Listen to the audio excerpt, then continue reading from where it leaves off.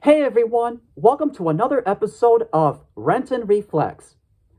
I remember wanting to see this film when it first came out in theaters, but my parents never took me to see it, most likely because of the generally negative reviews it got upon its original release.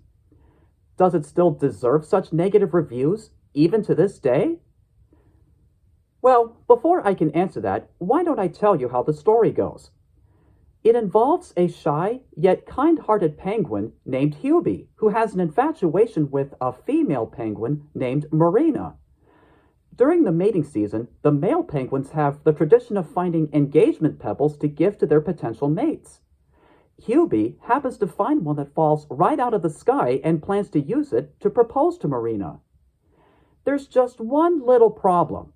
There's an evil penguin named Drake who also has his eyes on Marina and would stop at nothing to have her. Through certain circumstances, Hubie and Marina get separated from each other miles apart, with Hubie being sent out to sea. With the help of a streetwise penguin named Rocco, Hubie must try to get back to Antarctica before the full moon mating ceremony, or else Drake would end up being paired with Marina forever. So, in answer to the question if the film still deserves such negative reviews, the way I see it, it's not really all that bad. In some aspects, the premise itself almost works.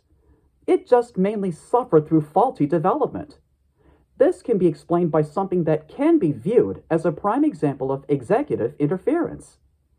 You see, just before filming was completed, the executives at Metro-Goldwyn-Mayer stepped in and demanded that certain changes be made to the film, such as removing a few characters, trimming down or completely removing a few scenes, redoing some of the voices, and redoing bits of animation quickly enough just so it could meet the deadline. What resulted in the final product is an animated musical that has a klutzy storyline, characters that don't leave too much of an impression, and song numbers that either do help move the plot forward or don't. But that's not to say it's without some of its charm. The voice cast seemed to give it their all with the material that they got, and much of the animation managed to carry the extra dramatic weight at certain times. Could this movie have turned out a lot better had the executives not intervened? Hard to say. Given what we actually got, I personally felt rather mixed about it, but it is generally harmless.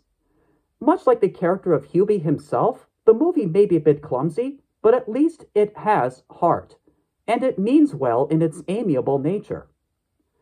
On a scale between 1 and 10, I would give this film a 5.5. Thus concludes my review. Thanks for watching, and I'll see you next time.